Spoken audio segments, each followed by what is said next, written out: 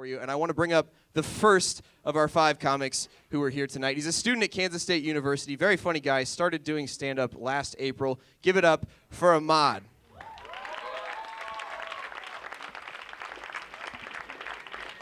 What's up? How's everyone doing? Should we start with my name? My name's Ahmad. I'm 20. I'm a Muslim and I'm Palestinian. Thank you. Wow, one person. Awesome. That's one better than the last time. Yeah, I met 2 guys 2 weeks ago, and one guy is like, "Oh, you're a Muslim?" I'm like, "Yeah." He's like, "I hope you don't take this the wrong way." I was like, "Fuck." He's like, "But I really, really did not like Osama bin Laden."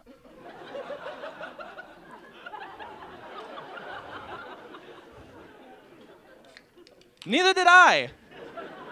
It's kind of why I'm in the shithole of when people look at me like, "Oh, Ahmad, he's brown and he talks funny." Well, on my way here, the funny thing is, I've been in Kansas for 3 years, and no one's been racist to me, so I'm gonna say thank you, white people.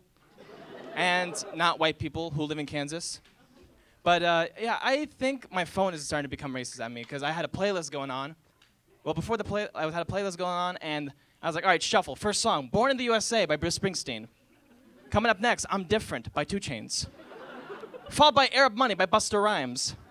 Oh, it gets better. TikTok by Kesha. Followed by TNT by AC/DC, and Nelly's Here Comes the Boom.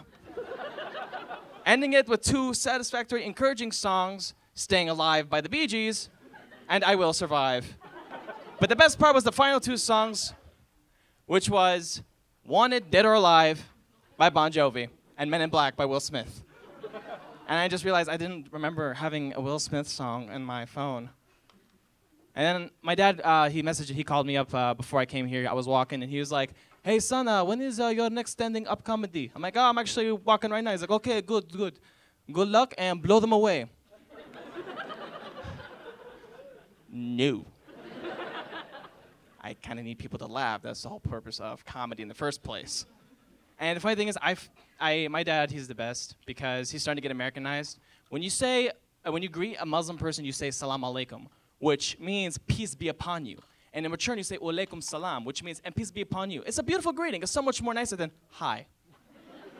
Sup. So I told my dad one time, he looked pissed off, like something blew up and the FBI is going to blame it on him, pissed off. He looked at me and he was like, I was like, Salam Alaikum. He looks at me, my friends are behind me. He's like, "What up, bitch?"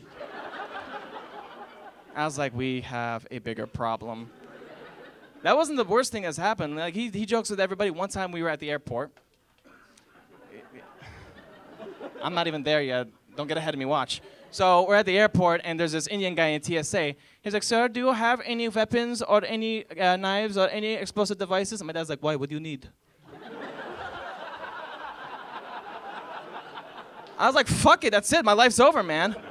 TSA is right there. I'm like, "Dad, you can't say that." "Yes, I can. I live in America. I have speech of freedom." "No, you don't." "What do you mean I don't?" "Because you're brown and you talk funny."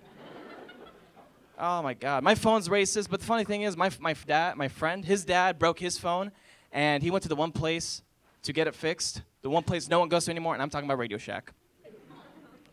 Don't give me that look. No one goes to Radioshack anymore. He goes there, and ever since then, he's been bragging about how great Radioshack is. It's amazing. I'm at my friend's house. My friend's like, "Dad, what's the Wi-Fi password?" He's like, "I don't know." "But the guys at Radioshack do." "Dad, where's the remote?" "I have no idea."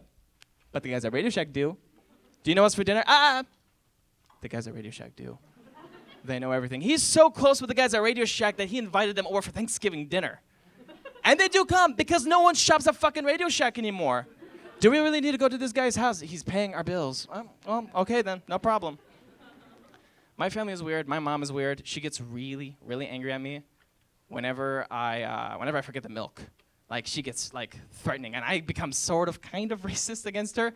She's like, "Did you bring the milk?" "No." "You are so lucky we are not Taliban." I was like, "What are you gonna do? You're making a bomb out of the milk?" "Oh, yay, Captain Crunch." "Eat all of it. There's a prize inside." Oh, my family is interesting. Do you guys remember the Westboro Baptist Church, or that one church group coming in a week ago or whatever? They were calling all the girls whores and all that. Yeah, it was in front of the union. It was amazing. Not really amazing. It was amazing what people did. People stood around. They're just like, okay, so this is what an idiot looks like. And I walked by and they're like, that's what a terrorist looks like. I walked by and the guy's like, excuse me, sir. I'm like, I'm already Muslim. Thank you. I don't have anything. And he's like, oh, so you're a terrorist. I'm like, sir, I am not a terrorist. I have bombed some tests in my past, but hasn't everybody. And which got me to a new thought, which is this. If you are going to go take a test and you know you're going to bomb it, and you know it's going to fuck up your grade, technically, I'm not the only suicide bomber here in this university. It's the sad truth, people. I know. It's the sad truth. I'm not going to lie, though. A little part of me, when he called me a terrorist, really wanted to go, strike in this location! It's not the only time I felt like I wanted to say something like that, because I was in a plane, again, and I was sitting next to this one guy, and he was nervous. And I'm like, why are you nervous? He's like, this is my first time flying. I'm like, hey, no, don't worry, man. And he's like, no, it's just last night I couldn't sleep, so I decided to watch a 9/11 documentary. That's like watching Jaws before you go to the beach to swim. Who the fuck does that? And I'm like, hey, man, that was a long time ago. No worry about it. But some part of me, I don't know why, I just wanted to go, sit tight. It's going to be a bumpy ride. Muslims, good Muslims, we're not bad people. I swear to God. I come up here and I tell people, good Muslims, we're not bad people. We don't want to blow you up or anything like that. We just want to feed you until you explode. We're that hospitable. Come eat everything. Come eat everything. Come take my house. Take my jewelry. Take my car. Take everything. It's okay. It's okay. The only thing, a stereotype about Arabs that's true is large families. I'm the oldest of 7 kids, which is a basketball team with subs. It's amazing. My favorite is my little 5-year-old brother. He goes with me everywhere, but I hate it because people think he's my son. I'm 20, he's 5, so the mathematic of a fucked up teen pregnancy is present. So I don't blame them. One time we went to Walmart one time. This was the best thing ever. We went to Walmart one time, and my brother's like, where's the toys at? And then the guy is like, aisle 16. Thanks, asshole. So we go to aisle 16, and there's no toys, but just a bunch of condoms. And I'm like, oh, that guy is good. And my little brother's like, so what's that? Gloves. Gloves for work? Some might say that. Oh my God, well, there was no toys, but there were not bad toys in that aisle. My little brother's like, Ahmed, look, it's a purple lightsaber. That's not a purple lightsaber. And then the guy walked by again, he's like, that's not a lightsaber, that's a vibrator. Ha! And I'm like, thanks, asshole, again. He's like, what is that? I'm like, nothing, let's go to the toy section. He goes, give me the lightsaber. I give him the lightsaber, it's a red one. He sits it out, he looks at me, he goes, Ahmed, fight me. And I would love to, but my heart dropped because right next to him was a Walmart worker, right here, and he looked at me like, motherfucker, if you mess this aisle up, I will shoot up the whole place. And he's white, so I believed him. Oh, now it's a bad joke. But the terrorist jokes were just fine, weren't they? So I was like, bro, I can't fight you. I'm 20 years old, I'm in college, and he just left. Give me the green one. Give me the green one. There's no green left. Damn it. I'll be back. Where are you gonna go? I'm gonna go get the purple lightsaber. No! Give me the fucking blue one. He gives me the blue one, we're looking at him, and he's intense. Like, this kid, I raised him to be a nerd, so he's gonna be a virgin like me when he's 20. So he looks at me, he's like, Ahmed. And then the guy walks, a Walmart worker walks in, he looks, he goes, what's going on? My little brother's like, this is not the aisle you are looking for. And he's a pimp because the guy's like, this is not the aisle I'm looking for. I'm like, how the fuck did you do that? He's like, I practiced. I was like, we looked at each other, and he's like, I am your father. Technically, according to these people, I'm your father, but that's cool. I think my little brother's the youngest kid to ever get kicked out of Walmart before. Because what happened was, it was just a normal fight. It was fine, no problem. Until other kids from other families saw us fighting, and they wanted to be part of the new audition for the Star Wars movie. So they got lightsabers, they were fighting, like, your dad's awesome, like, you little fucker. I didn't actually kick him, but I wanted to.